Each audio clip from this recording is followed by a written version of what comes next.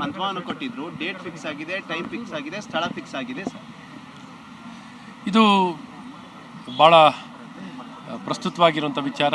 ಇದನ್ನು ಈ ದಿನ ಇವತ್ತು ಜಯಂತಿ ವಿಚಾರ ಆಗಿರೋದ್ರಿಂದ ಜಯಂತಿ ಬಗ್ಗೆ ಮಾತಾಡಿ ನಾವು ನಮ್ಮ ಪಕ್ಷದಿಂದ ಭಾಳ ಸ್ಪಷ್ಟ ನಿಲುವನ್ನು ತಗೊಂಡಿದ್ದೀವಿ. ರೈತರ ಹಿತವನ್ನು ಕಾಪಾಡುವಂಥ ಕೆಲಸ ಸರ್ಕಾರದಿಂದ ಆಗಬೇಕು ಅಂತ ಭಾಳ ಸ್ಪಷ್ಟ ನಿಲುವನ್ನು ತಗೊಂಡಿದ್ದಂಥ ಪ್ರಥಮ ಪಕ್ಷ ಭಾರತೀಯ ಜನತಾ ಪಾರ್ಟಿ. ಇನ್ನೊಂದು ವಿಚಾರ ಅಂದರೆ, ಇದೇ ವಿಚಾರಕ್ಕೆ ಸಂಬಂಧಪಟ್ಟಂತೆ ಡಿ ಕೆ ಶಿವಕುಮಾರ್ ಅವರು ಪ್ರಧಾನಿಯವರು ಪತ್ರ ಬರೀತಿದ್ದಾರಂತೆ ಸರ್. ಪ್ರಜಾಪ್ರಭುತ್ವದಲ್ಲಿ ಎಲ್ಲರನ್ನೂ ವಿಶ್ವಾಸಕ್ಕೆ ತಗೊಳ್ಳುವಂಥದ್ದು ಪ್ರಯತ್ನಗಳನ್ನು ಮಾಡಬೇಕು. ಮೊದಲನೇದಾಗಿ ನಾನು ಪತ್ರ ಅವರು ಬರೆಯೋ ಜೊತೆಯಲ್ಲಿ ರೈತರನ್ನು ವಿಶ್ವಾಸಕ್ಕೆ ತಗೊಳ್ಳಿ ಅಂತ ಕೇಳ್ಕೊತೀನಿ. ಯಾಕೆಂದರೆ ಇದರಲ್ಲಿ ಸಮಸ್ಯೆಗೊಳಗಾಗ್ತಿರೋಂಥವ್ರು ರೈತರು, ಅವ್ರನ್ನೂ ವಿಶ್ವಾಸಕ್ಕೆ ತಗೊಂಡು ಪ್ರಧಾನಮಂತ್ರಿಗಳಿಗೂ ವಿಶ್ವಾಸಕ್ಕೆ ತೊಗೊಳ್ಳೋಂಥದ್ದು ಮಾಡಲಿ.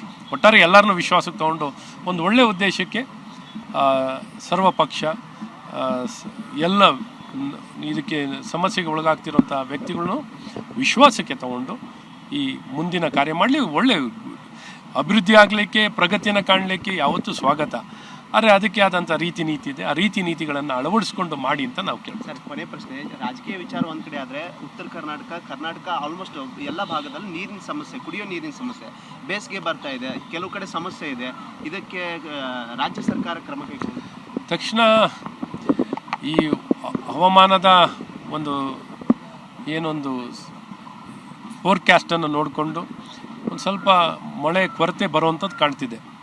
ಮಳೆ ಕೊರತೆ ಬರ್ತಿರೋದ್ರಿಂದ ಅದಕ್ಕೆ ಬೇಕಾಗಿರುವಂಥ ತಯಾರಿಗಳನ್ನು, ಬೋರ್ವೆಲ್ಗಳಾಗಲಿ, ಕುಡಿಯೋ ನೀರಾಗಲಿ, ಕೆರೆ ಕಟ್ಟೆಗಳಲ್ಲಿ ನೀರು ಕುಡಿಯೋ ನೀರಿಗೆ ಮತ್ತು ಪ್ರಾಣಿ ಪಕ್ಷಿಗಳಿಗೆ ಬಳಕೆಗೆ ಅದನ್ನು ನಿಗದಿ ಮಾಡುವಂಥದ್ದು, ಅದಕ್ಕೆ ಉಳಿಸ್ಕೊಳ್ಳೋವಂಥ ಕೆಲಸಗಳಾಗಬೇಕು.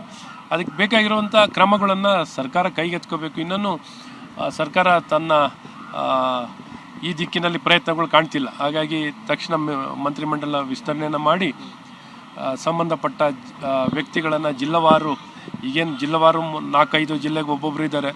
ಒಬ್ಬೊಬ್ಬರು ಇದ್ದಾಗಲೇ ಸರಿಯಾಗಿ ಕೆಲಸ ನಡೆಯಲ್ಲ. ಇನ್ನು 4 ಜಿಲ್ಲೆಗೆ ಒಬ್ಬೊಬ್ಬರು ಇದ್ದಾಗ ಏನು ಕೆಲಸ ಬಯಸ್ಬೋದು.